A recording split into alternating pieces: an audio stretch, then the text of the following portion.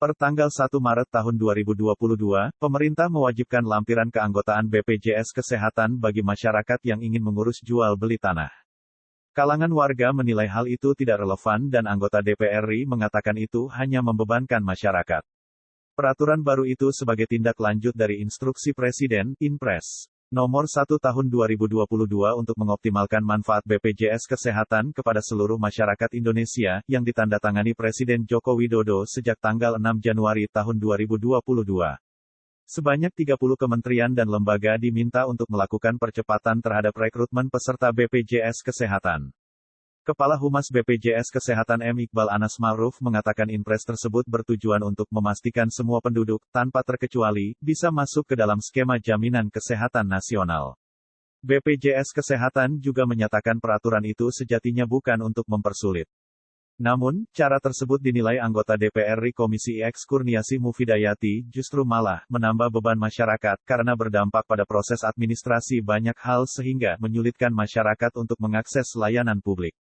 Di sisi lain, Koordinator Advokasi BPJS Watch, Timbul Siregar, tidak mempermasalahkan aturan itu, tapi dia mendesak BPJS Kesehatan juga harus meningkatkan pelayanan yang baik dan nyata agar aturan baru itu memiliki dampak yang lebih baik.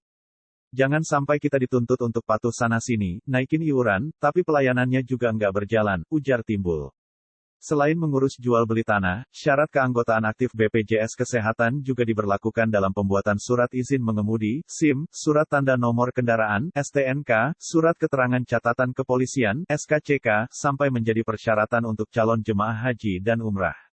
Sementara itu, Timbul Siregar membenarkan masih banyak komplain masyarakat terkait pelayanan BPJS Kesehatan. Dia mengatakan masih ada pasien yang diminta pulang dalam kondisi belum layak pulang, sampai pasien yang diminta membeli obat sendiri padahal itu seharusnya sudah masuk ke dalam paket yang dibayarkan BPJS Kesehatan kepada rumah sakit. Belum lagi soal pendataan keanggotaan yang masih bermasalah, seperti pendataan penerima bantuan iuran, PBI, yang dilakukan oleh Kementerian Sosial, yang tidak tepat sasaran sampai pekerja formal atau pekerja penerima upah yang belum didaftarkan sebagai anggota oleh perusahaannya. Masih banyak juga pengusaha yang mendaftarkan pekerja penerima upahnya sebagai peserta PBI daerah. Ini juga nggak tepat, menghindari 4% pembayaran dari pengusaha, 1% dari pekerja.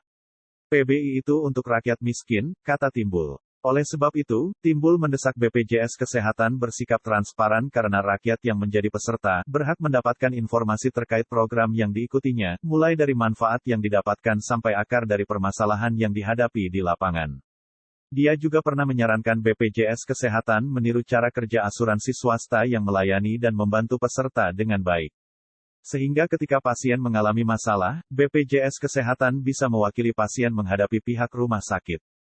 Ingat, jika kita diberi kelebihan, jangan pernah digunakan untuk merendahkan orang lain, apalagi untuk mempersulit orang lain.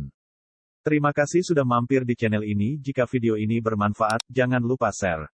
Dukung terus channel ini dengan cara subscribe dan hidupkan lonceng notifikasinya, supaya Anda bisa mendapatkan berita-berita menarik lainnya. Terima kasih dan jangan lupa bersyukur.